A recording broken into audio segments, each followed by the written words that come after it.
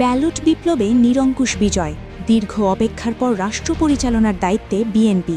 কেমন হতে যাচ্ছে তারেক রহমানের সম্ভাব্য মন্ত্রিসভা? প্রবীণের অভিজ্ঞতা আর নবীনের মেধার সমন্বয়ে কারা পাচ্ছেন গুরুত্বপূর্ণ মন্ত্রণালয়? সোমবারের শপথ অনুষ্ঠানকে সামনে রেখে কী চমক দিচ্ছে বিএনপি? বিস্তারিত জানাবো আজকের বিশেষ প্রতিবেদনে। ত্রয়োদশ জাতীয় সংসদ নির্বাচনে জয়লাভের পর এখন সরকার গঠনের চূড়ান্ত প্রস্তুতিতে বিএনপি। সবকিছু ঠিক থাকলে আগামী সোমবার 16ই ফেব্রুয়ারি অনুষ্ঠিত হতে পারে নতুন মন্ত্রিসভার শপথ অনুষ্ঠান। সংসদ সচিবালয় এবং বঙ্গভবনে ইতোমধ্যেই সম্পন্ন হয়েছে প্রোটোকল ও নিরাপত্তার সব প্রস্তুতি।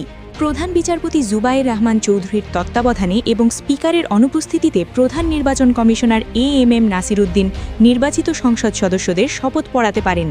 বিএনপির দলীয় সূত্রগুলো বলছে, এবারের মন্ত্রিসভা হবে নবীন আর প্রবীণের একটি কার্যকর সমন্বয়।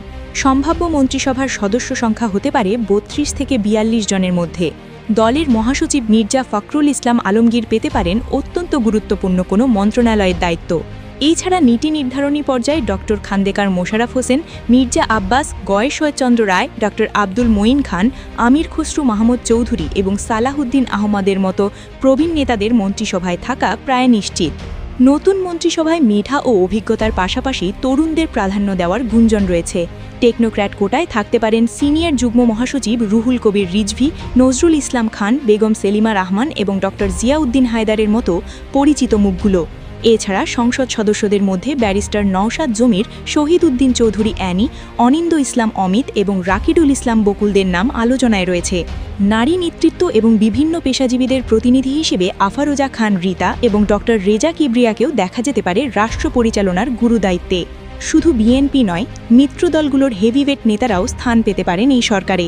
এদের মধ্যে ব্যারিস্টার আন্দালিব রহমান পার্থ, জোনায়েদ সাকি এবং নুরুল হক নূরের নাম বিশেষভাবে আলোচিত হচ্ছে। এছাড়া অ্যাডভোকেট জাইনাল আবেদিন এবং ব্যারিস্টার কায়সার কামালের মতো আইনজীবীদেরও গুরুত্বপূর্ণ আইনি দায়িত্বে দেখার সম্ভাবনা রয়েছে। রাষ্ট্রপতির আমন্ত্রণে সংখ্যাগরিষ্ঠ দলের নেতা হিসেবে সরকার গঠনের পর জনগণের গ্রহণযোগ্য ও কার্যকর একটি প্রশাসন উপহার দেওয়াই হবে এই মন্ত্রিসভার মূল লক্ষ্য।